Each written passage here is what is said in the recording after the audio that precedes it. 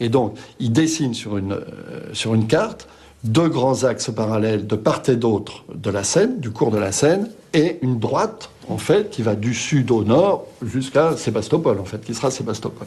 Et à partir de là, Haussmann va traiter complètement Paris, comme ça, autour de ces 2 axes, qu'on appelle le grand axe, d'ailleurs, en fait, et qui sera la trame, en fait, sur laquelle va s'appuyer toute la transformation de Paris par la suite. Pour financer ces travaux pharaoniques, le budget alloué par Napoléon ne suffit pas. Haussmann doit faire appel à des investisseurs privés afin de trouver plus d'1 milliard de francs. Il tente sa chance auprès des frères Pereire, riches banquiers fondateurs du crédit immobilier. L'avenir de la capitale est entre leurs mains.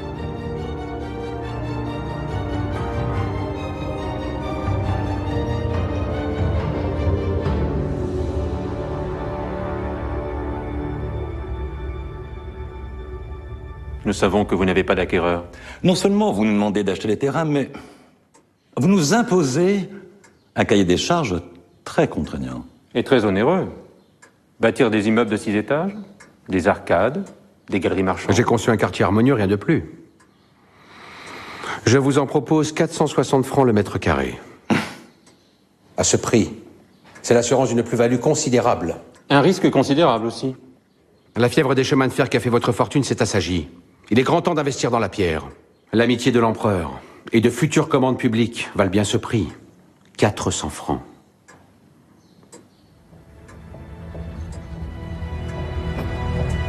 Pour moins de 400 francs le mètre carré, les frères Pereire contribuent largement aux grands travaux d'Haussmann. Les prix flambent.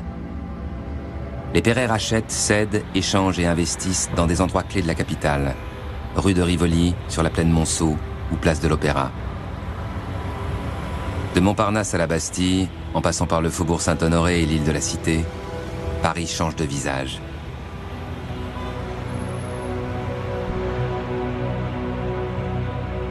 Le percement de l'avenue de l'Opéra permet à l'empereur d'accéder directement de sa résidence des Tuileries au majestueux édifice de Charles Garnier, symbole de la grandeur du Second Empire.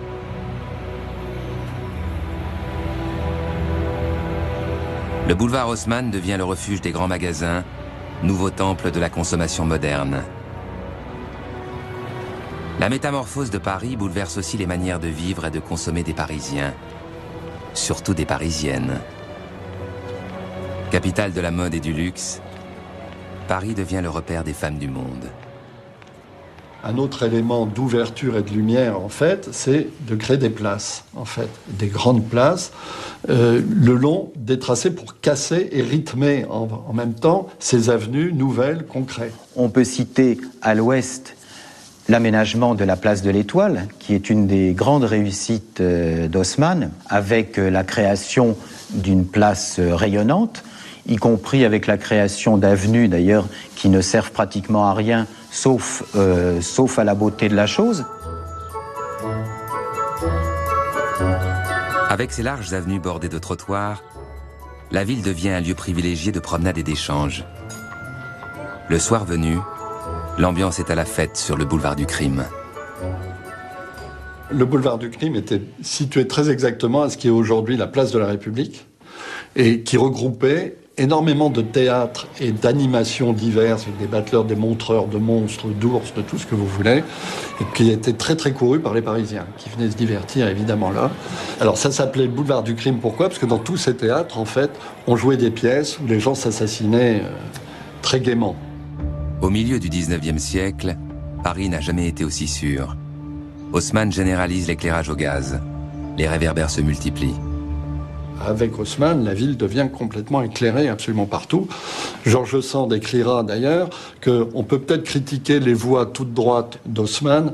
Il n'empêche qu'on peut même s'y promener tranquillement, les mains dans les poches, la nuit comme de jour, en fait, sans risque d'être cambriolé, attaqué, n'importe quoi par un malfaiteur, puisqu'on voit tout et on se promène très librement au milieu des arbres. En plus des réverbères gérés matin et soir par l'allumeur, des fontaines, des horloges, des kiosques à journaux, des Vespasiennes habillent les rues pour la commodité et le plaisir des promeneurs.